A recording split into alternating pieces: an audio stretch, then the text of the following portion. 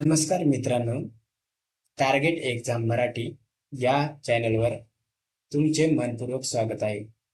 आज दिनांक आहेत 6 जून 2026 या दिवसाचे चालू घडामोडी आधारित महत्त्वाचे प्रश्न आज आपण बघणार आहोत.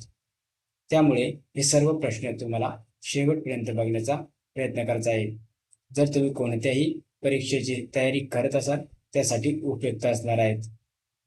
जर तुम्ही प्रथमच आपल्या यूट्यूब चॅनलवरती नवीन असाल तर आपल्या यूट्यूब चॅनलला सबस्क्राईब सुद्धा करून घेऊ शकता, जेणेकरून पुढील येणारे व्हिडिओ सर्वात पहिले तुम्हाला दिसतील. तर विद्यार्थी मित्रांनो, शेवटीला आपण एक प्रश्न विचारत असतो, तर शेवटपर्यंत प्रश्न बघा आणि त्या प्रश्नाचं उत्तर देण्याचा प्रयत्न करा. चला तर सुरुवात करूया आज आपल्या प्रश्नांना. त्यापूर्वी काल विचारलेला प्रश्न होता, तर त्या प्रश्नाचं आपलं योग्य उत्तर काय आहे ते आपण एकदा बघूया.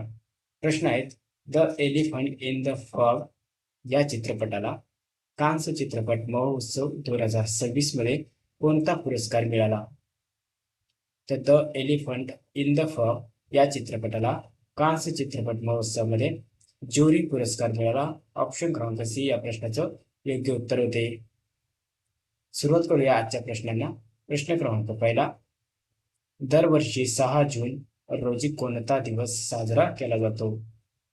बघा, दरवर्षी 6 जून हा जागतिक कीटक व्यवस्थापन दिवस म्हणून साजरा केला जातो. ऑप्शन क्रमांक बी या प्रश्नाचं योग्य उत्तर आहे. तर हा दिवस साजरा करण्यामागचं उद्दिष्ट काय आहे? तर आपल्या आरोग्यासाठी, पिकासाठी आणि मालमत्तेच्या हानिकारक असणाऱ्या कीटकाबाबत डास, उंदीर, वाळवी, झुरळे या लोकांना जागरूक करणे हा त्यामागचा महत्वाचा उद्देश आहे. बघा, 6 जून रोजी शिवराज्याभिषेक सोहळा सुद्धा असतो. तर 6 जून 1674 रोजी छत्रपती शिवाजी महाराजांचा रायगड किल्ल्यावर भव्य शिवराज्याभिषेक झाला होता. त्यामुळे 6 जून हा दिवस शिवराज्याभिषेक सोहळा म्हणून सुद्धा साजरा करण्यात येतो. तर या प्रश्नाबद्दल तुम्हाला एवढी माहिती लक्षात ठेवायची. पुढील प्रश्न आहेत प्रश्न क्रमांक 2, पुण्यश्लोक अहिल्यादेवी होळकर शेतकरी कर्जमुक्ती योजना कोणत्या राज्य सरकारने मंजूर केली आहे?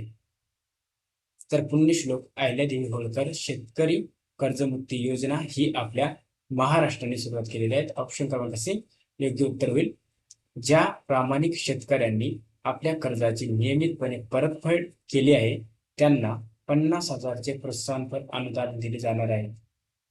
याची कमाल कर्जमाफी किती आहे? तर राज्यातील शेतकऱ्यांचे 2 लाख रुपयापर्यंतचे थकीत पीक कर्ज हे माफ केले जाणार आहे. तर ही घोषणा कोणी केली होती? महाराष्ट्र राज्याचे मुख्यमंत्री देवेंद्र फडणवीस यांनी केलेली होती. या योजनेची घोषणा कोणती योजना? तर लक्षात ठेवायचे, पुण्यश्लोक अहिल्यादेवी होळकर शेतकरी कर्जमुक्ती योजना. महाराष्ट्राच्या सरळ सेवेच्या पेपरला हा प्रश्न येऊ शकतो. या प्रश्नाचं आपलं योग्य उत्तर होते महाराष्ट्र. तर महाराष्ट्राबद्दल आपण थोडक्यात माहिती बघूया. तर महाराष्ट्र राज्याची स्थापना 1 मे 1960 रोजी झालेली आहे. महाराष्ट्र राज्याची राजधानी मुंबई.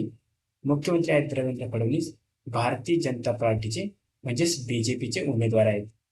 राज्यपाल आहेत जिष्णुदेव वर्मा. विधानसभेचे एकूण जागा 288, लोकसभेच्या एकूण जागा 48 आणि विधान परिषदेच्या जागा 78. तर हे तुम्ही इथं बघू शकता, हे आहेत देवेंद्र फडणवीस. महाराष्ट्रातील महत्वाचे राष्ट्रीय उद्यान आहेत ताडोबा अंधारी व्याघ्र प्रकल्प, संजय गांधी राष्ट्रीय उद्यान, पेच राष्ट्रीय उद्यान. प्रमुख नद्या आहेत गोदावरी, कृष्णा, भीमा. प्रमुख अभयारण्य आहेत राधानगरी वन्यजीव अभयारण्य, नागझिरा, भीमाशंकर, कर्नाळा पक्षी अभयारण्य. तर हे प्रमुख अभयारण्य महाराष्ट्रातील. महाराष्ट्रातील लोकनृत्य महत्वाचे कोणकोणते आहेत? तर लावणी हे लोकनृत्य महत्वाचे आहेत. यामधील पोवाडा, तमाशा आणि कोळी नृत्य हे महत्वाचे लोकनृत्य आहेत. तर ही महाराष्ट्राबद्दल तुम्हाला एवढी माहिती लक्षात ठेवायची आहे. पुढील प्रश्न क्रमांक 3, इंडिया AI डेटा लॅब सुरू करणारे भारतातील पहिले खाजगी विद्यापीठ कोणते ठरले आहे? तर इंडिया AI डेटा लॅब सुरू करणारे भारतातील पहिले खाजगी विद्यापीठ हे चंदीगड युनिव्हर्सिटी ठरले आहेत. चंदीगड विद्यापीठ ठरलेले आहे. ऑप्शन क्रमांक बी या प्रश्नाचा राईट आन्सर होणार आहे. तर हे केंद्र इंटेल इंडिया यांच्या सहकार्याने सुरू करण्यात आले असून याद्वारे विद्यार्थ्यांना कृत्रिम बुद्धिमत्ता म्हणजेच काय AI आणि डेटा सायन्स मधील उद्योग सुसंगत कौशल्य शिकण्याची संधी मिळणार आहे. कशाद्वारे? तर AI इंडिया डेटा लॅब मध्ये. तर या प्रश्नाबद्दल एवढी माहिती इम्पॉर्टंट आहे. पुढील प्रश्न क्रमांक 4. राजीव कृष्णा यांची कोणत्या राज्याच्या पोलीस महासंचालक पदी पूर्ण वेळ नियुक्ती करण्यात आली आहे? बघा, म्हणजेच काय तर DGP कोण आहेत? राजीव कृष्णा यांची उत्तर प्रदेश या राज्याच्या पोलीस महासंचालकपदी म्हणजेच DGP पदी पूर्णपणे नियुक्ती करण्यात आलेली आहे. यापूर्वी 2022 साली DGP ची नियुक्ती झाली होती. तर हे आहेत राजीव कृष्णा. आपल्या प्रश्नाचं योग्य उत्तर आहे उत्तर प्रदेश. त्यामुळे योग्य उत्तर प्रदेश बद्दल आपण थोडक्यात माहिती घेणार आहोत. तर स्थापना झालेली 24 जानेवारी 1950 रोजी. राजधानी आहेत लखनौ. मुख्यमंत्री योगी आदित्यनाथ. राज्यपाल आहेत आनंदीबेन पटेल. विधानसभेच्या एकूण जागा आहेत 403 आणि लोकसभेच्या एकूण जागा आहेत 80. तर हे आहेत उत्तर प्रदेश राज्याचे मुख्यमंत्री.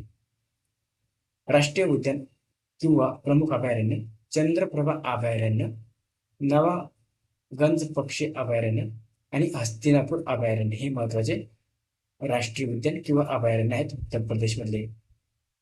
प्रमुख नदी आहेत गंगा, यमुना, गोमती आणि सरयू. महत्वाचे लोकनृत्य कथ्थक. तर कथ्थक हे शास्त्रीय नृत्य आहेत. रासलीला, नौटंकी आणि कजरी हे महत्वाचे लोकनृत्य. महत्वाचे मंदिर आहेत काशी विश्वनाथ जे काही वाराणसीमध्ये आहेत. राम मंदिर आहेत अयोध्यामध्ये आणि बाके बिहारी मंदिर आहेत मथुरामध्ये.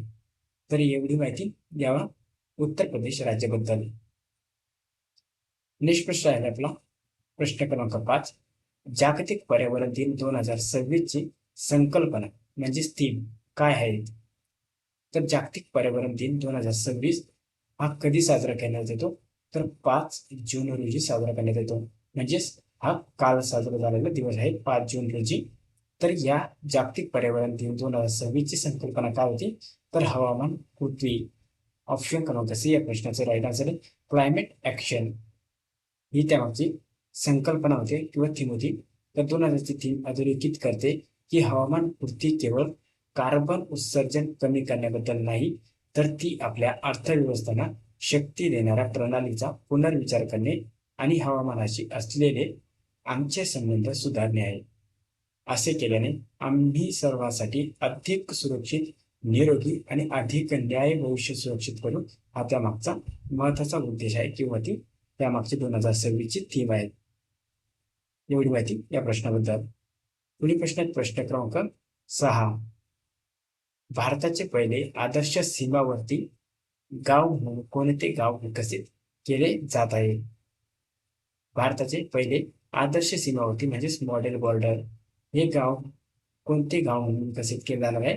तर चुमूर गाव हे विकसित करण्यात येणार आहेत जे लडाख या केंद्रशासित प्रदेशमध्ये आहेत. ऑप्शन क्रमांक बी या प्रश्नाचं योग्य उत्तर होईल. तर भारताचे पहिले आदर्श सीमावर्ती गाव म्हणून लडाख मधील चुमूर हे गाव विकसित केले जात आहे.